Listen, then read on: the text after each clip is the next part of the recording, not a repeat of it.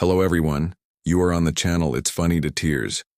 Today I've got a story for you that's so wild, so full of twists and turns, you'll be questioning everything. It's a classic tale of mistaken identity, but with a modern twist that will have you laughing, cringing, and maybe even shedding a tear or two.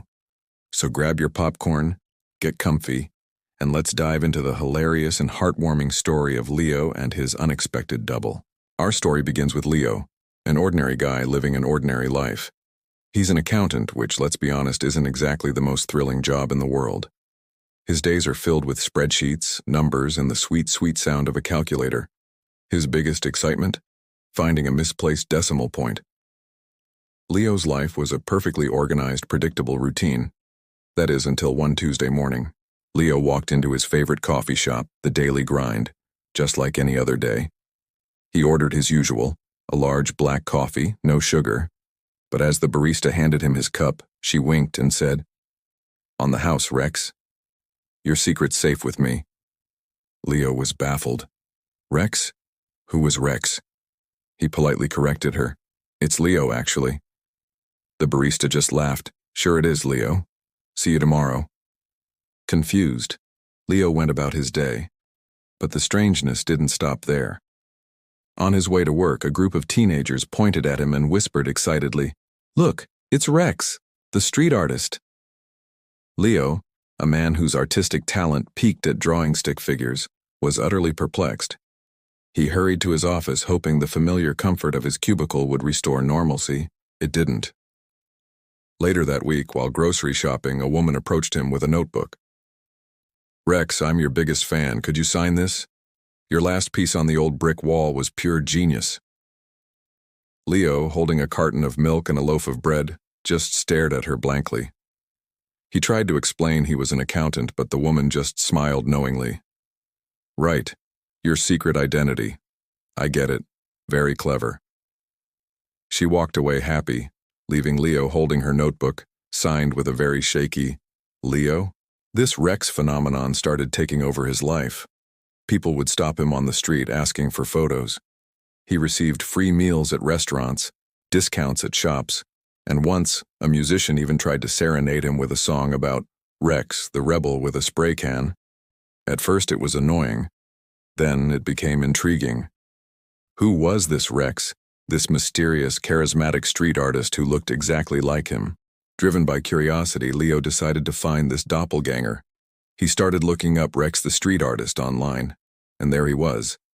Splashed across local art blogs and social media pages were photos of incredible murals and graffiti art, all signed with a stylish Rex.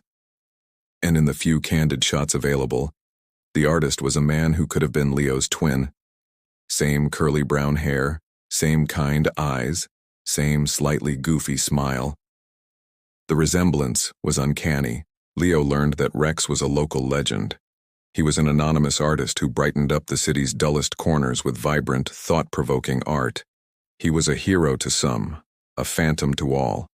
No one knew his real identity, which only added to his mystique. And somehow the entire city had decided that Leo, the number-crunching accountant, was this creative genius. For a while, Leo tried to fight it. He'd patiently explain to everyone, "I'm not Rex, I'm Leo. I work with numbers." But people just saw it as part of the act. They loved the idea of a humble, secretive artist. The more he denied it, the more they believed it. He was trapped in a whirlwind of mistaken identity. Then something shifted. One day, a little girl approached him, her eyes wide with admiration. "Mr. Rex," she said, "your painting on the community center wall makes my walk to school so happy. It's like you painted a rainbow just for me." She handed him a crayon drawing of his supposed artwork. In that moment, seeing the pure joy in her face, Leo didn't have the heart to correct her. He just smiled, thanked her for the drawing, and for the first time, he didn't feel annoyed. He felt good. So Leo decided to lean into it, just a little. He started dressing a bit more like the photos of Rex he'd seen online. A cool jacket here, a beanie there. He didn't claim to be the artist, but he stopped denying it so forcefully. He'd just offer a mysterious smile when people called him Rex. Life became unexpectedly fun. He was invited to gallery openings, treated like a celebrity. He even started doodling in a sketchbook, inspired by the art he was supposedly creating. He was living a double life he never asked for, and to his surprise, he was enjoying it. The climax of our story came during the annual City Arts Festival. The organizers, convinced Leo was Rex, invited him to be the guest of honor. They wanted him to unveil a new secret piece. Leo was in a panic. The whole city would be there. How could he possibly pull this off? He couldn't paint. The lie had grown too big, and it was about to come crashing down in the most public way imaginable. The night of the festival arrived. A huge crowd gathered in the main square, all buzzing with excitement to finally see the legendary Rex in person. Leo, sweating in his artist outfit, stood nervously by a large draped canvas. The mayor was giving a speech praising Rex's contribution to the city's culture. Leo felt like he was going to faint. This was it. The end of the line. The mayor finished his speech and turned to him. "And now, I give you the man himself, Rex, to unveil his latest masterpiece." All eyes were on Leo. The cameras flashed. He took a deep breath, walked to the canvas, and prepared for the ultimate humiliation. He grabbed the corner of the drape, closed his eyes, and pulled. But instead of an empty easel, there was a magnificent painting. It was a stunning portrait of the city, vibrant and full of life. At the bottom, in familiar, stylish letters, was the signature, Rex. The crowd erupted in applause. Leo stood there, completely stunned. He hadn't painted this. So who did? Just then, a man stepped out from the side of the stage. He had curly brown hair, kind eyes, and a slightly goofy smile. He looked exactly like Leo. He walked over, put a friendly arm around Leo's shoulder, and spoke into the microphone. "Thank you all," he said, his voice warm and confident. "I'm Rex, but I couldn't have done it without my inspiration." He gestured to a bewildered Leo. "This man, Leo, taught me something important.